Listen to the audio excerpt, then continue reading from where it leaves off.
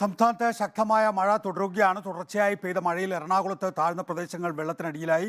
പത്തനംതിട്ട, കോട്ടയം, ഇടുക്കി ജില്ലകളിൽ orange alert തുടരുകയാണ്. മലവെള്ളപ്പാച്ചിലിനും മിന്നൽ പ്രളയത്തിനും സാധ്യതയുണ്ടെന്ന് കാലാവസ്ഥാ നിരീക്ഷണ കേന്ദ്രത്തിന്റെ മുന്നറിയിപ്പിൽ പറയുന്നു. കോഴിക്കോടും എറണാകുളത്തും ദുരിതാശ്വാസ ക്യാമ്പുകൾ തുറന്നിട്ടുണ്ട്. തിരുവനന്തപുരത്ത് നിന്ന് ആദിൽ പാലോട് വിശദാംശങ്ങളുമായി. അതിൽ എങ്ങനെയാണ് തിരുവനന്തപുരം മേഖലയിലെ മഴ?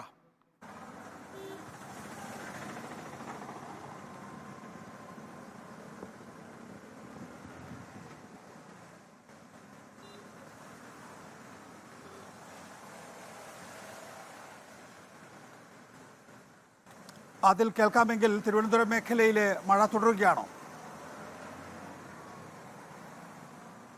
തിരുവനന്തപുരത്തും തെക്കൻ മേഖലകളിലും മഴ തുടരുകയാണ്.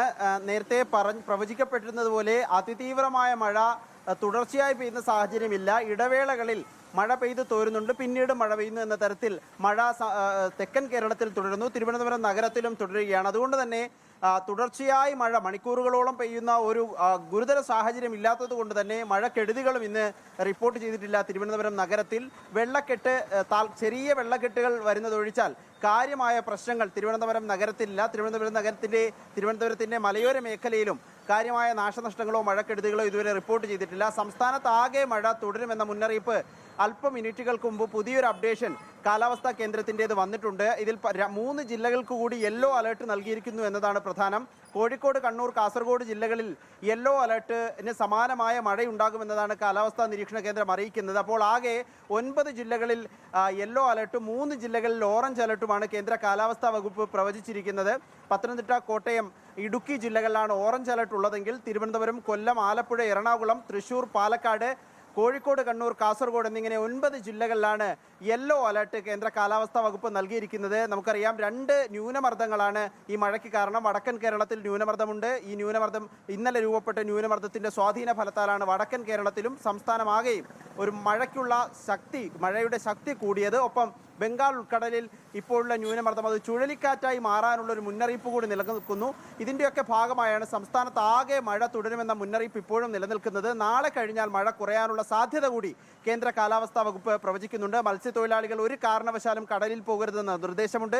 തീരമേഖലയിൽ ഉയർന്ന തിരമാലകൾക്ക് സാധ്യതയുള്ളതിനാൽ പ്രത്യേക ജാഗ്രതാ നിർദ്ദേശവും പുറപ്പെടുവിച്ചിട്ടുണ്ട്.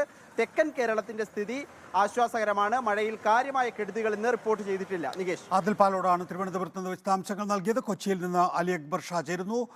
അലി, കൊച്ചിയിലെ സ്ഥിതി എന്താണ്?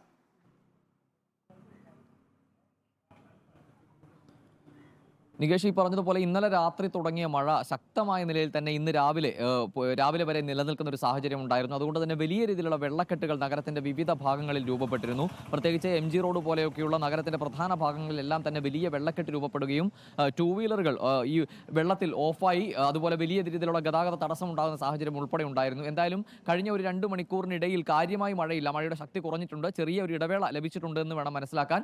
ഇപ്പോൾ ഈ വെള്ളക്കെട്ടുകളെല്ലാം തന്നെ ഇറങ്ങിക്കൊണ്ടിരിക്കുന്നുണ്ട്. പക്ഷേ അപ്പോഴും കൊച്ചിയുടെ ഈ ഉൾപ്രദേശങ്ങളിലേക്കുള്ള വഴികൾ, പ്രത്യേകിച്ച് ബണ്ട് റോഡ് ഉൾപ്പെടെയുള്ള ഭാഗങ്ങളിലേക്കെല്ലാം വെള്ളക്കെട്ട് ഇറങ്ങാത്ത സാഹചര്യമുണ്ട്.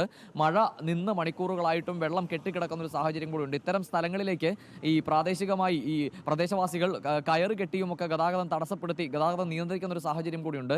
അതുപോലെ സമാനമായ രീതിയിൽ ഇന്നലെ രാത്രിയിലെ കനത്ത മഴയിൽ കൊച്ചിയുടെ വിവിധ ഭാഗങ്ങളിലുള്ള കടകളിൽ വെള്ളം കയറി വലിയ നാശനഷ്ടങ്ങൾ ഉണ്ടായിട്ടുണ്ട്. അതുപോലെ പല വീടുകളിലും ഇത്തരത്തിൽ നാശനഷ്ടങ്ങൾ ഉണ്ടായിട്ടുണ്ട് വെള്ളം കയറിയതുമായി ബന്ധപ്പെട്ടുകൊണ്ട്.